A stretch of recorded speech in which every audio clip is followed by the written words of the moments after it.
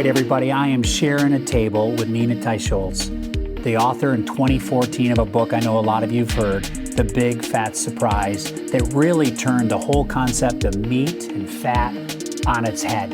And what you're about to hear, as I shared a lot of protein, really good stuff tonight, is I heard someone deeply passionate about science, about protein, about 20 years as a vegetarian, and the life change that came after that, and now the next mountain that she's chasing, which is, hey, how do we change diets that can change society, can change kids, and can change this world for the better? That's really maybe the ultimate solution to our healthcare system, our education system, and everything. It all comes back to the table, and it was one of the best conversations I've had in a long time. Okay, Nina, coming out of Berkeley, 20 years as a vegetarian, I got to hear how you went from that state to now a voice and a proponent for meat and animal protein and saturated fat. Tell me how that happened, that transformation, while we can enjoy some of this great protein here in front of us. Yeah, I would never have eaten anything on this plate for 2 decades. I would have thought this is like the plate of getting fat and risking disease. And what did you eat? What was the alternative? And did you really enjoy it? I sliced and diced and roasted and made a lot of vegetables. I made my own bread, 7-grain bread. I had a lot of pasta. I was probably 25 pounds heavier than I am now and always struggled with my weight and was always thinking about food all the time. Really? And your protein sources were, were you thinking I need so many grams of protein, or was that in your... No, protein was not even on my mind, so I barely ate any protein. It didn't even occur to me that I needed to get protein. So I was pretty unhealthy. I had skin problems, I had recurring infections.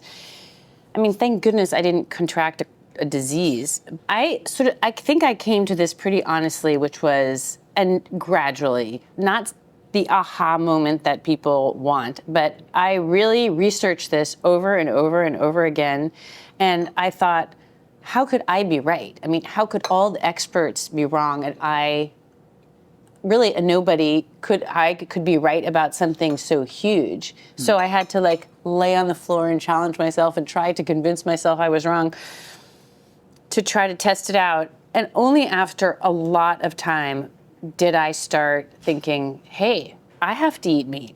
I've got to walk the walk that I walk the talk, I have to do it myself. Were your parents, family, and your influences around your table, were they vegetarians as well, or was there... No, we ate meat growing up, but we also, like a lot of families in my generation, we went through the nutrition transition where my mom bought a wok and all of a sudden we're stir-frying vegetables and we're thinking about tofu and we're going from beef to chicken and we're not having the meatballs and sour cream sauce, my grandmother's recipe. So I really came to it really quite logically. And then something else. I was a restaurant reviewer for a little local newspaper, and I would go to restaurants, and we didn't have the money to pay for the meal, so I had to eat whatever the chef would send out. And a lot of chefs consider their red meat or their pate dishes to be the most, the best examples of their cooking. So I started to eat. I started to eat pate and foie gras and cuts of red meat, and they were unbelievably delicious. They were deeply satiating. I go to my doctor. He's like, your cholesterol numbers are better than ever. Why is that? I lost weight without even trying to. And that made me think, wow, that was another level of, I have really gotten this completely wrong. Wow. And was that before kind of the movement as you started as a journalist digging into your investigation around fats? It was right about the same time that I started all my research. I had this experience being a restaurant reviewer. Thanks.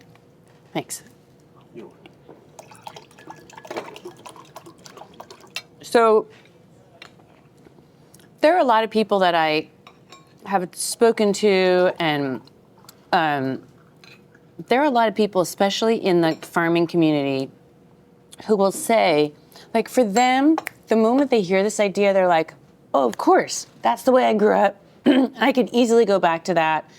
that's natural to me. And that it's like from one day to the next, they adopt a different diet. They just go back to what they knew growing up, or maybe their grandmother experienced with their grandmother, but they had some proximity to eating a normal, like ancestrally correct diet. Yeah. But there are other people who, no matter how much data you put in front of them, no matter how many stories you tell them, no matter anything you tell them, there's just a resistance there. Like there's such a resistance to like eating, especially eating meat. People cannot imagine that could be a healthy food. And that kind of what we call cognitive dissonance in somebody's brain, like a complete inability to change your mind. I think that's what we also see in the scientific community. In the nutrition world, and nutrition experts, this idea of a plant-based diet has been the prevailing one for so long, and so many people have devoted their careers to it. I also think, back to the force of consumption trends, I mean, you have to look and say the evidence on carbs and just the plate, the grocery basket has changed. When you say, boy, the movement against sugar, the movement against carbs, and now processed food, I think it's opened the alternative to say, hey, an alternative proteins, and that movement really showed, boy, the processed side of that. What I see from my seat is the protein movement is driven really by, it is really the last alternative, and it is showing to be what's needed. The GLP movement and the weight loss causing the need for muscle gain. Where do you get the muscle gain? You need the protein, and one of the most nutritious alternatives and opportunities for protein is animal protein. So I sometimes wonder if it isn't even a natural, shift back from where we were even 5 years ago. I don't know if that's because you can argue, one side to the other over and over again. In the end, common sense and the revolution of common sense is the public is speaking. Taste, cost, and nutrition is winning. I don't know if that's because science against science. There comes a point in time where yes, science matters. There's always a piece of science that can argue another. What is the public saying? And I think the public is speaking loud and clear on it. I don't know your thoughts on that. I totally agree with you. I mean, I think what happened is that the controversy over the science kind of opened the door for people to have doubt. And into that doubt stepped a lot of experimentation with diet, right? And you can kind of see the obvious picture. Like, people have been struggling to have a low-fat, high fruits, vegetables, whole grains diet, and they aren't getting healthier. Like, we've had enough diet failure in this country to know. I agree. I know many people who earnestly try to really be on the straight and narrow with that diet. They're not eating junk food, and they are still getting fat and sick. So there's just like, at some point that wears out, and people start experimenting. Social media allows all these people to talk to each other, and they're discovering, lo and behold, if they lower their grains and sugar and they increase animal protein, especially meat, they're getting healthier. It's just, everybody is their own N equals 1 experiment, right? Yeah. And they discover, like, they're experiencing like amazing health benefits. Like, there are incredible illnesses that have been reversed, especially on a carnivore diet. It's kind of astonishing. And so I think and we live in a time now, especially the last few years, where people had more and more doubt in our health authorities, and so they're willing to try things out more. And also, it's interesting, like the anti-ultra-processed food movement, which in general I think is a good movement. Like, we should not be eating super highly processed food. I'm not sure it helps to have the term ultra-processed. Like, we all know what junk food is. But the ultra-processed food movement, like, caught alternative proteins kind of in a snare, because all the whole food advocates were suddenly backed into a corner defending alternate proteins, which are essentially an ultra-processed food, like super processed.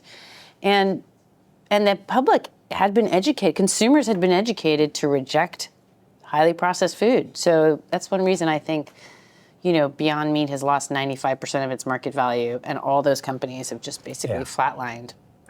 I don't know what you would say to that. Yeah, no, I agree. I think that there's an element here of the value of you've got to be able to hit all three. It's got to be nutritious. It's got to be affordable. I think there's too many people today. I mean, one of my arguments is, of all the food in the Feeding America system, only 2% is animal protein. And I think that speaks loudly to affordability and accessibility is still an animal protein barrier that I think is critical. So to me, but I think the animal protein industry has done a lot better with more products, better products. You and I talked about whether it's meat sticks or yogurts, or there's better alternatives, and there's more affordable alternatives. And I think that's helping drive that movement back in a big way. So I think you need to get the price down on red meat. Please. Well, we're working, I think the whole industry is, in terms of, what that takes is good productivity, healthy animals, and good science as well. I think that's important. So I want to dig in just a little bit of what you're working on now. You're back, I mean, from the 2014 Big Fat Surprise to now, as you start to see this movement. I know you're focusing a lot on keto. Focusing on, a real focus on some of the dietary guidelines, the work in school lunches, and I think getting to that change of the diet earlier is really important. What's your agenda right now relative to the current trends in your current agenda? Well, I've had many hats. I mean, right after my book came out, I founded a nonprofit called the Nutrition Coalition, and our sole goal was to change the dietary guidelines. So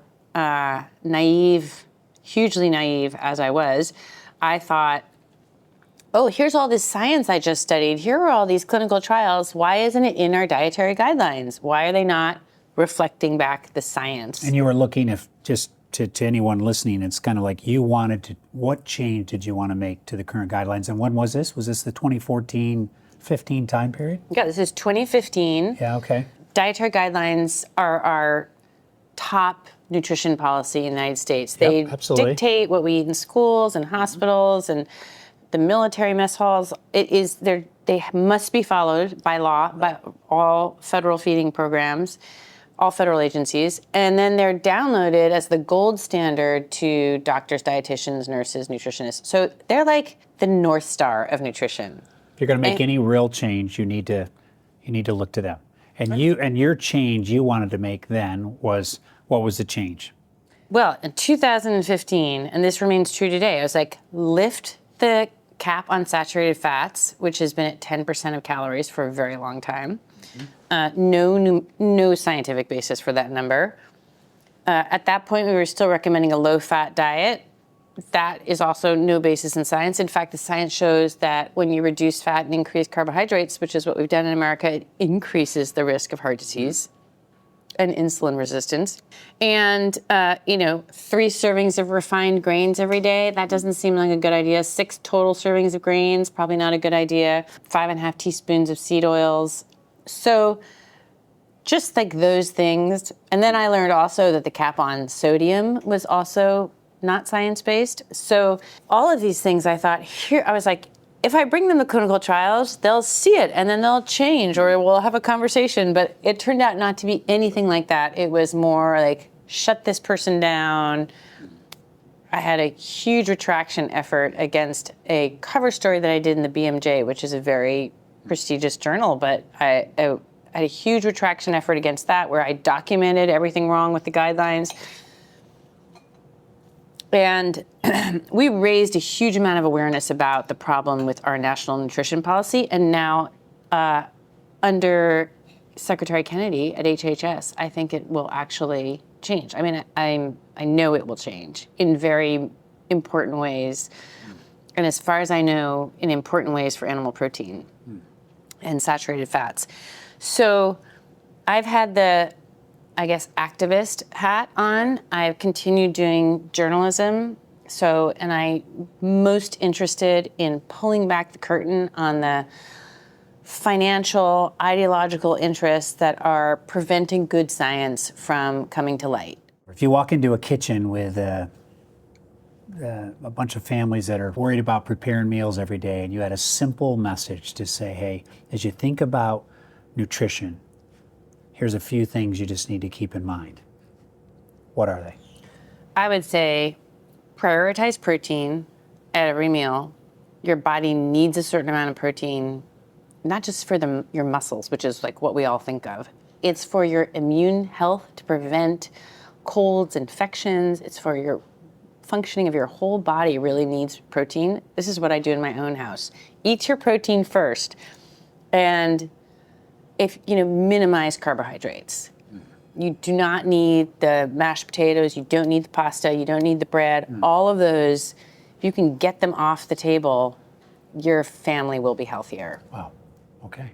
Because child nutrition is, I think, a big issue today. There's no question.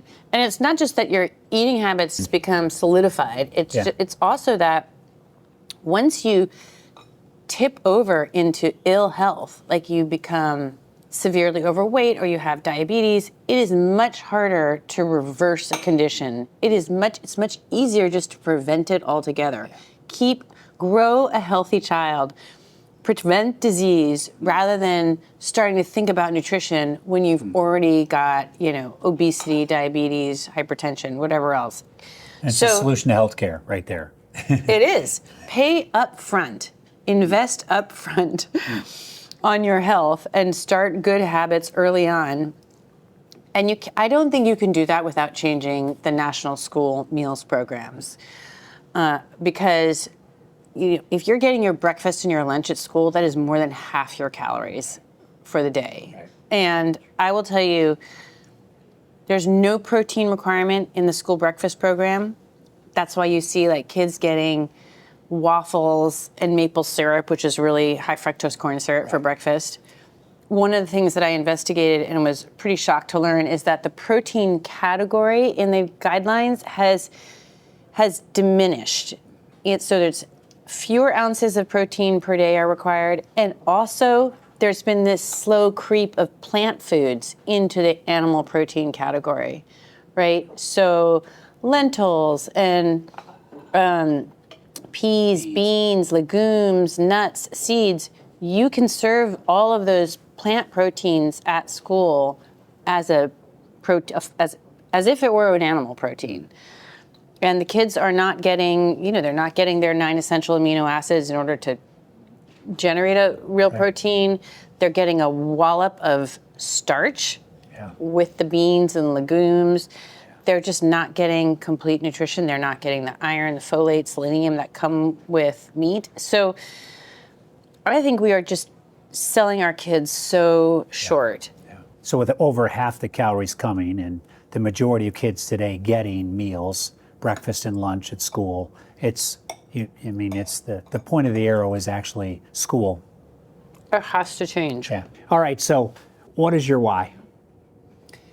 I'm just totally committed to finding out the truth about nutrition and health. For me, it is a moral and ethical calling to bring truth to people. And the fact that dovetails with people being able to recover their good health, to keep their good health, that is absolutely a beautiful thing and is also part of my calling. There's people that are probably listening to something you've said or I've said that maybe fully don't agree with it, but how do we have the constructive debate so we can ultimately create a better, world of nutrition for our kids and for the future of society? How do we do that? I think there has to be open debate about science. The very best thing we can do is to have absolute freedom of speech everywhere so that every viewpoint can be heard. I think it's super important that people engage and be able to speak their views and counter each other and contradict each other and have fights with each other. But you really need, undergirding all that, fundamental freedom of speech. Thank you. Thanks for your passion. All right, fast fire. Best part of your day? In the morning, out walking my dog. Okay. And a meat memory you most cherish? I think the first time I cooked a beef tenderloin, which has got to be the most deeply satisfying, fantastic food I've ever had. And your favorite meal? If I said, let's have your favorite meal, what would it be? Steak and butter. Oh, steak and butter. Oh, I like that. If you could change one thing, I really want to hear this now, about the American grocery store, what would you change? Oh, I would exact all those central aisles of junk food and remove them and replace it with healthy meat, dairy, fruits, and vegetable counters. All right, there you go. You and I are traveling across the country, and we have to stop at a fast food place. Where are we stopping? We have to. We can't go to a restaurant, something fancy. We got to just grab a fast food. Where are we going to stop? I would do, I'm happy with McDonald's, no bun. That's it. 3 patties. McDonald's, no bun. Okay, good. Chick-fil-A for me, all right? And I don't know, maybe Arby's. Okay, one word when you come to this. Favorite meat? Beef. Favorite place for you? Lake George. Oh, okay. Favorite author? Virginia Woolf. Favorite? No, sorry. Jane Austen. Oh, okay. Favorite Netflix series? What do you watch when you turn the brain off? What do you pick up a book? You don't do Netflix? I don't do very much Netflix. Or if Okay. I did, I'm not admitting it. Okay. And actually, I can't think of what my favorite Netflix series is. The Crown, maybe? All right. If there is one thing you want people to remember from this conversation, what would it be? Fat does not make you fat. Saturated fat does not cause heart disease. Okay, there we go. Nina, thank you so much. Thank you. What an honor to spend and share a table with you and learn from you. Thank you for pushing your agenda forward and having such strong beliefs. I love passionate people that care about food and tie back to the livestock farmers in this country and all over the world.